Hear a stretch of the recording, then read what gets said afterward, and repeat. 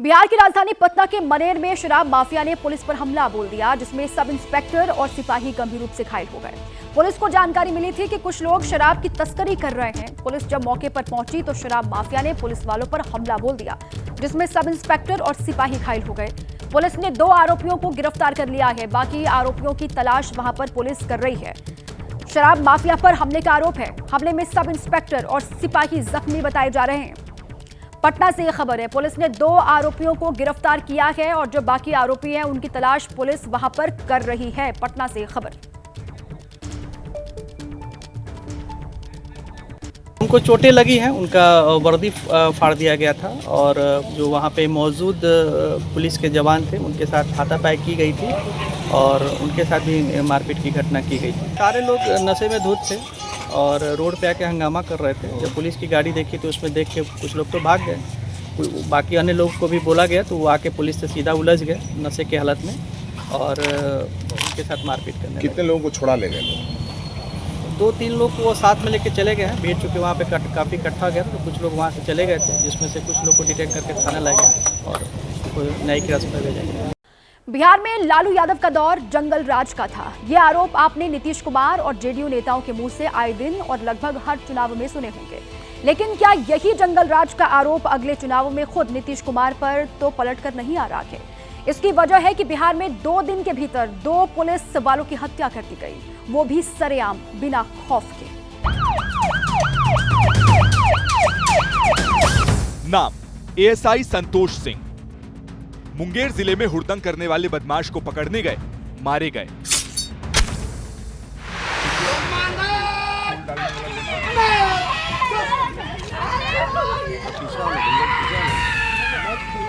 नाम एएसआई राजीव रंजन। अररिया जिले में अपराधी को गिरफ्तार करने गए, भीड़ ने हमला किया, जान चली गई।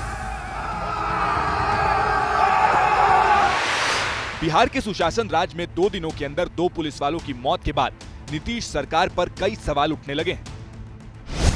पहला, क्या बिहार में अपराधियों को पुलिस का डर नहीं रहा? दूसरा, क्या बिहार पुलिस को अब ड्यूटी पर डर कर जीना होगा? तीसरा, क्या सुशासन का दावा जंगल राज 2.0 में बदल रहा है? ये सवाल मुंगेर की इस घटना के बाद जन्मे, जिसमें पुलिस होली के दिन हुड़दंग करने वालों को पकड़ने पहुंची थी। आरोप है कि अस्पताल के बेड पर पड़े इस आरोपी ने एएसआई संतोष की जान ली है। मुंगेर जिले के पिपरिया गांव में 2 पक्षों का विवाद हुआ। एक पक्ष ने दूसरे पर हमला किया, एक का सिर फाड़ दिया। दूसरे पक्ष से इत्तला मिलते ही पुलिस की टीम मौके पर पहुंची। तभी हमलावरों ने घर में रखी रॉड से एएसआई पर हमला कर दिया। हिमाकत देखिए, आरोपियों ने एएसआई संतोष की लाश उसी व्यक्ति के घर के बाहर छोड़ी जिसने बचाव के लिए पुलिस बुलाई थी।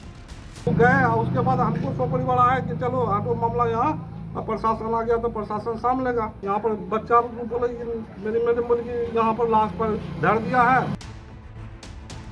इसके आगे भी सुनिए कि अपने एएसआई की हत्या के बाद पुलिस वाले अपराधियों से निपटने की बजाय खुद कितने डरे हुए थे।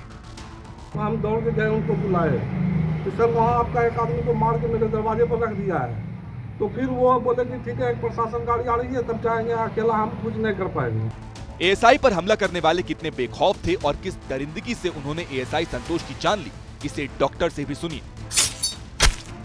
वो यहाँ हमारे अस्पताल के अंदर आए तो वेरी सिक कंडीशन में, बहुत ही सीरियस कंडीशन में यहाँ पे पहुँचे।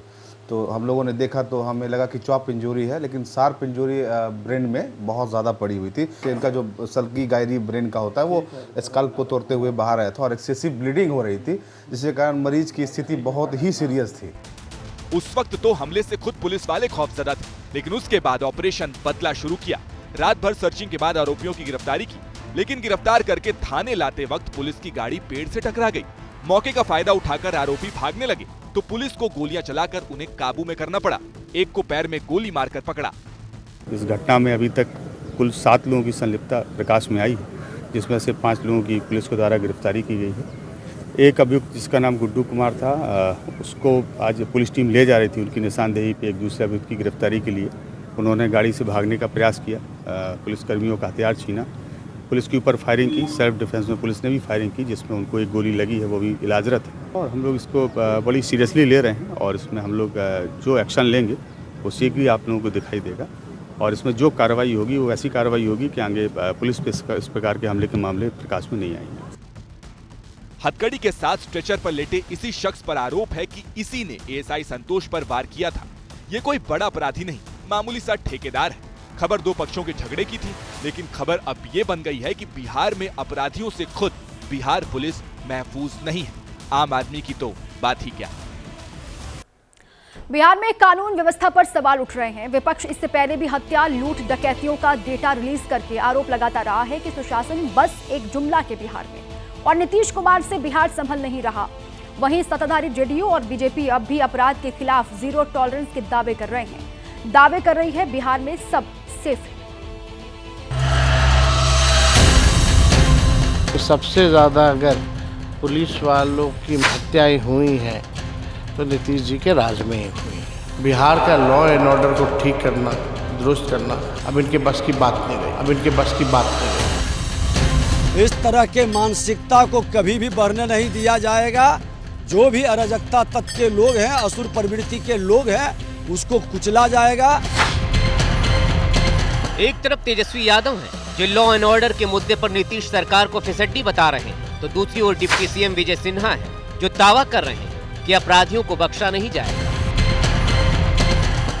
एक दौर था जब बिहार में जंगलराज के किस्से सुनाकर लालू यादव के राज को कोसा जाता था, लेकिन आज की कहानी उलट है।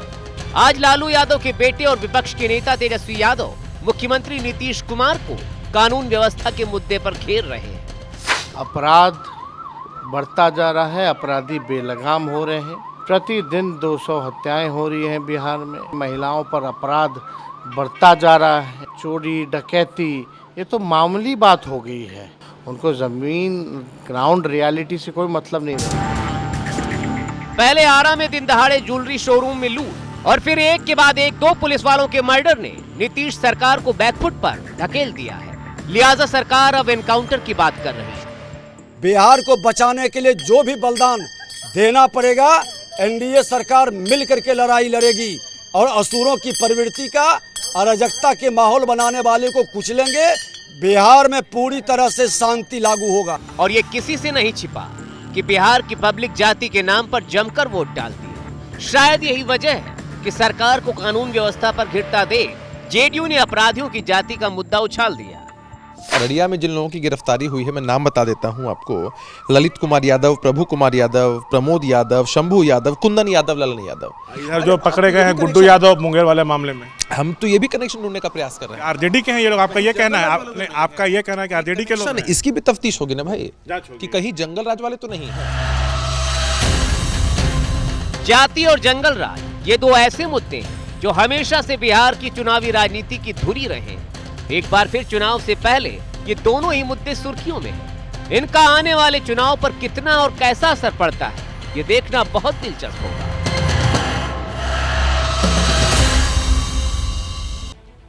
और इस बीच बिहार के आरा से भी बड़ी खबर है। बिहार के आरा में बदमाशों ने 3 दोस्तों को गोली मार दी, जिसमें से एक युवक की मौके पर ही मौत हो गई है, जबकि 2 दोस्त गंभीर रूप से घायल बताए जा रहे हैं। बताया गया कि बदमाशों ने पहले तीनों दोस्तों को रोका और फिर गोली मार दी। पुलिस अब आरोपियों की पड़ताल वहां पर कर रही है। सिर में गोली लगने से एक दोस्त की मौत हो गई है। बड़ी खबर ये आरा से है। गोली लगने से 2 दोस्तों की हालत गंभीर बताई जा रही है। 3 दोस्तों को गोली मारी गई बदमाशों की ओर से, जिसमें से एक की मौत हो गई है, 2 की हालत गंभीर बताई जा रही है। अपराधियों ने 3 दोस्तों को एक साथ गोली मारी और पुलिस इस पूरे ही मामले की जांच पड़ताल कर रही है।